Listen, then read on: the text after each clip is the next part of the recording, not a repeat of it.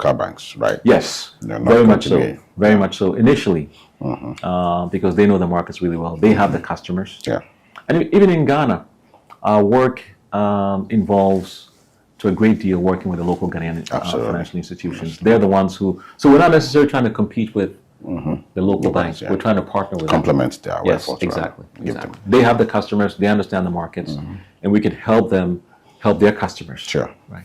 A recent report indicates that a lot of the big banks are avoiding Africa because of the risk, and of course margins are kind of shrinking. Does that pose a threat to GIB? No, well, not really, because again, we've been doing this for 65 years.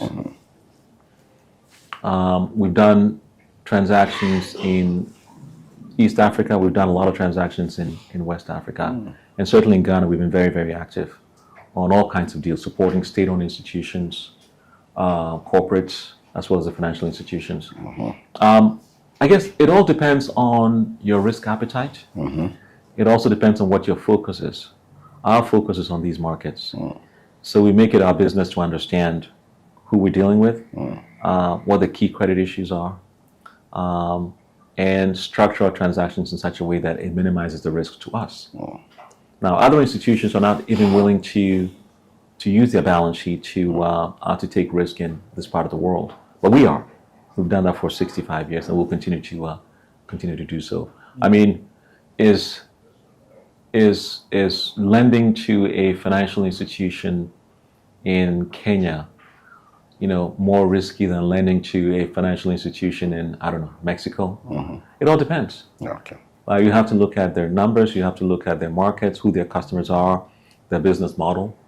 But if you take a blanket view that, oh, well, that country has a B rating, and therefore it's more risky than a country that has a B plus rating, then you might miss some opportunities. Yeah. So your shareholding structure is that of Bank of Ghana and some local banks. Yes. And we are currently going through a process of recapitalization because of the DDEP. Sure. How does this impact on your strategy going forward? It doesn't at all. Okay. We have enough capital to execute on our strategy in the near term and intermediate term. So the recapitalization of local banks doesn't affect us at all. In fact, particularly your shareholders. Yeah, it doesn't. Commercial Bank and ADB. It doesn't. I mean, if anything... And even Bank of Ghana itself is also going under some form of structuring. Well, financially. So from our perspective, having the capital levels that we currently have, which we think is sufficient to carry out our strategy, we might even be a positive impact going forward, because don't forget, when we are successful, our shareholders are successful. Absolutely. So if we're able to execute on this trade strategy going forward effectively, and our earnings grow, well, guess what? We can pay more dividends to our shareholders, and those dividends can be used to recapitalize the local banks. So the better off GHIB is, the better off our shareholders will be in the long run. So that's kind of how I see it. So we have plenty of capital to carry out our business, and if we're successful, our shareholders will be successful as well. You mentioned about the strategy. Yeah. Is the strategy the UK's Pan-African Trade Bank now? Yes. And how are you going to execute that? Well, the execution of the strategy is straightforward. We're going to work with local banks. We're going to work with local corporates. We're going to work with beneficiaries overseas. We already have relationships with some of the biggest global commodity traders in the world. Shell, Trafigura, Vitol, BP. And to the extent that these African countries and these sub-Saharan African countries rely heavily on imports of various types of goods, then the local financial institutions are in a position to address those import requirements. And GHIB then is in a position to support them in those import requirements. So you take a country like, I don't know, Tanzania or even Kenya. What do they import? I mean, petroleum products is always going to be at the top of the list.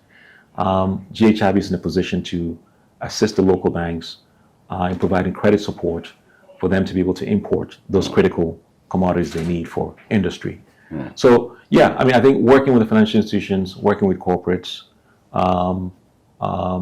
expanding our relationships with on the correspondent banking side, improving our payments capabilities. I think those are some of the areas where we can be quite successful. Yeah, And the focus is on sub-Saharan Africa. correct. Why sub-Saharan Africa? Well, I mean, because their need is greatest in sub-Saharan Africa.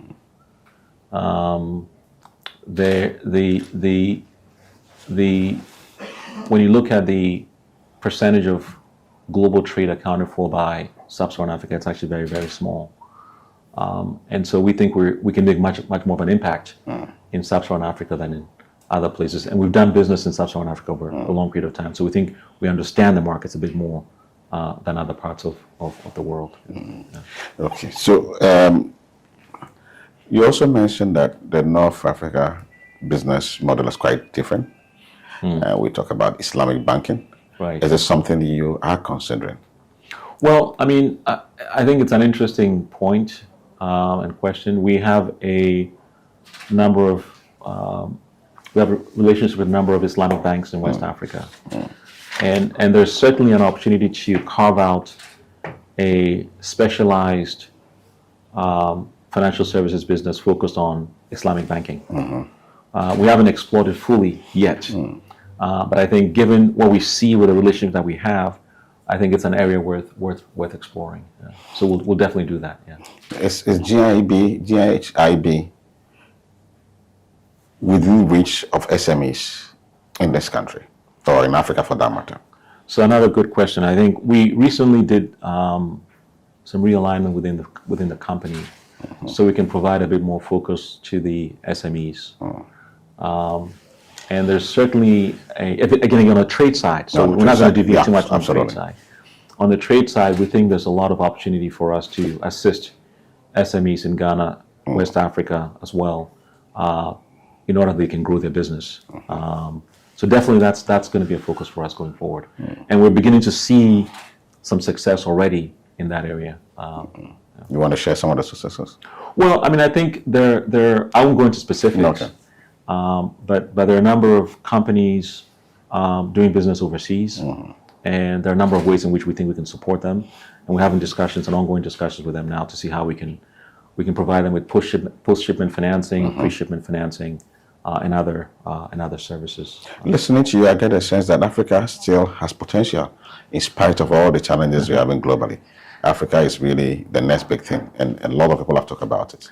Yeah, I mean, I wouldn't have come to this position if I didn't think Africa had potential, significant amount of potential.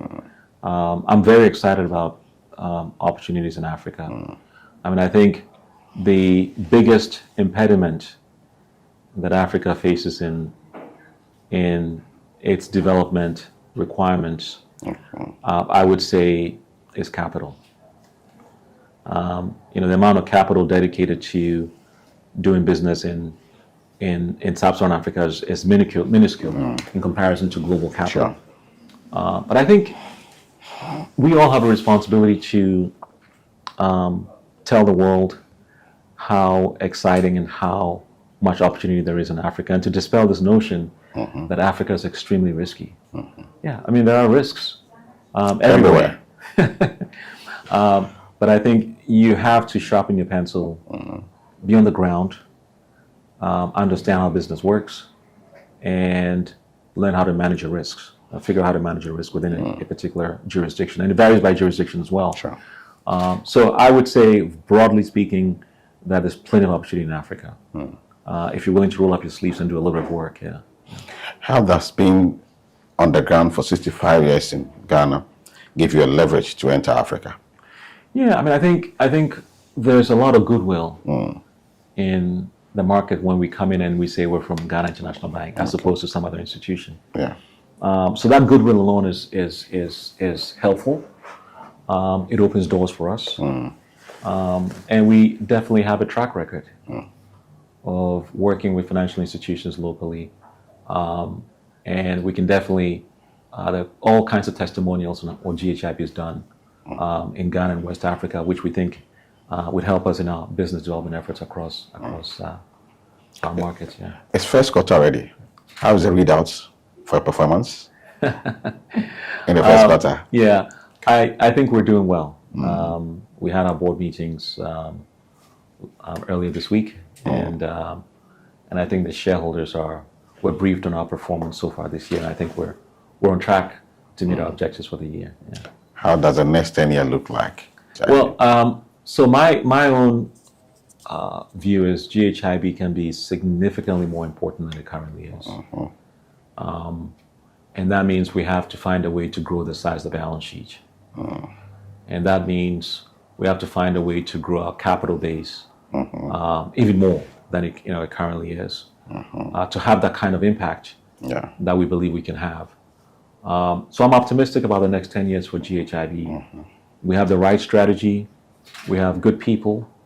We have good governance. We're aggressive.